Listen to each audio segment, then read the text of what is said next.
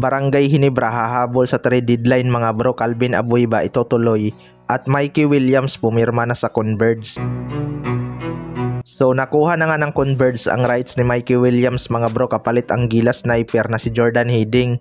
Pero marami nga hindi pumabor sa trade na to dahil sa issue ni Mikey Williams. Alam naman natin na independent team tong Converge mga bro, kaya maraming nagdududa kung kaya ba nilang bayaran itong si Mikey Williams. May tupak kasi to pagdating sa kontrata mga bro.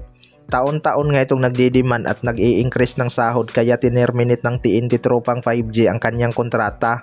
Marami ngang nagtatanong kung pumirma na ba sa Converge itong si Mikey Williams. Well, wala pa ngang inilabas na balita ang kampo ng Converge mga bro. Pero ayon sa source, malaki naman daw ang chance na pipirma itong si Mikey Williams. Baka nag-usap na talaga tong Converge at kampo ni Mikey Williams noong nirepresent niya ang strong group mga bro. Baka na-realize na rin ni Mikey Williams na malaki ang nawala sa kanya habang nag-iinarte siya sa kontrata. Kulang-kulang 2 taon din kasi itong nawala sa PBA mga bro dahil hindi nga sila magkasundo ng TNT Tropang 5G. Ayaw din kasing itolerate ng TNT ang kanyang gusto dahil baka ipagpatuloy lang ni Mikey Williams ang pagdemandang malaki hanggang umabot sa mas malaking halaga. Pero sa Converge nga mga bro ay dapat na lang niyang tanggapin kung magkano ang offer sa kanya. Sa kabilang banda naman mga bro, Barangay Ginebra hahabol sa trade deadline. Calvin Abueva itutuloy kaya.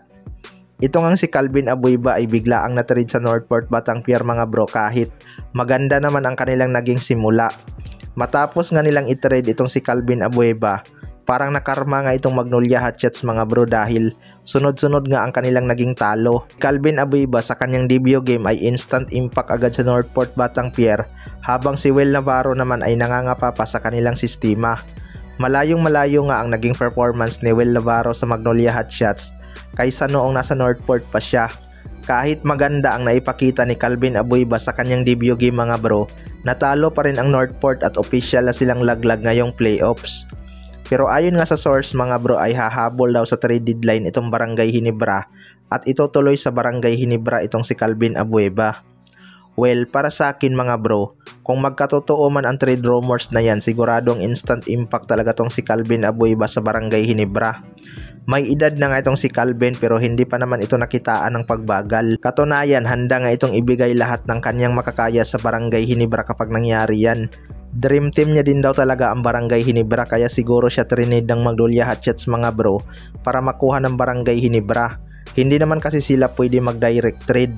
Pero pwede naman sana nilang gawing 3-team trade yun para isahan na lang sana, 'di ba? Kaya abangan na lang natin. Kayo mga bro, ano masasabi nyo tungkol dito?